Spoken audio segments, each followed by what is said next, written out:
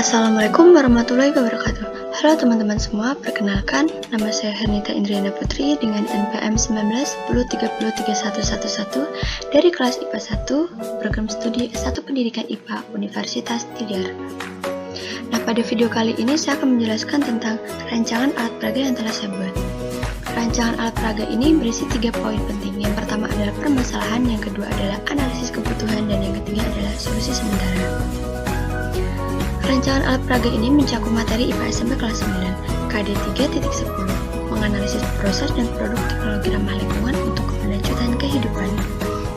Dan 4.1, menyajikan karya tentang proses dan produk teknologi sederhana yang ramah lingkungan.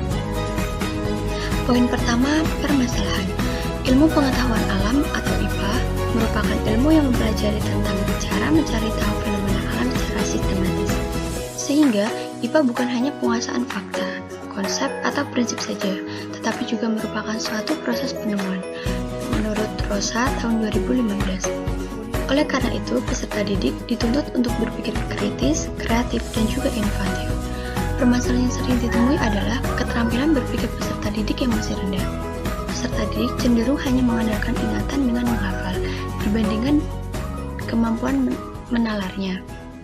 Nah, hal ini dikarenakan kurangnya peserta didik dalam mengasah keterampilan mereka untuk menemukan konsep sendiri, baik melalui observasi, eksperimen, maupun analisis.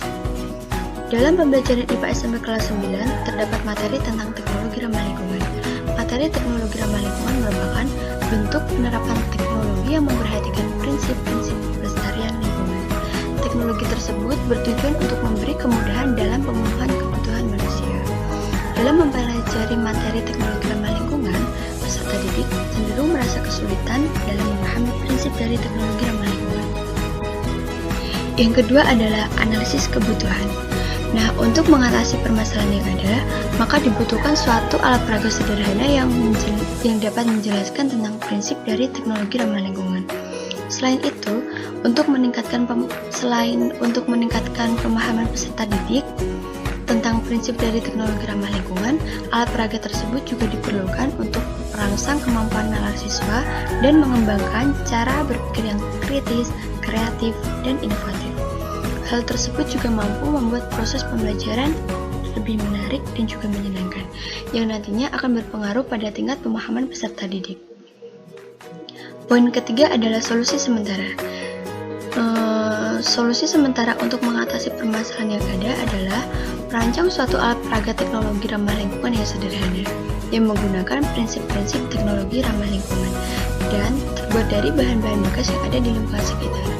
Contohnya saja seperti sampah plastik ya. Nah, sampah plastik itu merupakan sampah yang jumlahnya banyak sekali ditemui dalam lingkungan sekitar kita.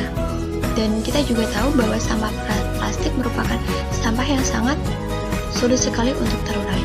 Mungkin di sini saya akan menawarkan solusi merancang suatu alat peraga teknologi ramah lingkungan dari sampah plastik, dan tentunya yang memuat tentang prinsip-prinsip teknologi ramah lingkungan. Sekian penjelasan rancangan alat peraga dari saya. Apabila ada tutur kata yang kurang berkenan, saya mohon maaf. Wassalamualaikum warahmatullahi wabarakatuh.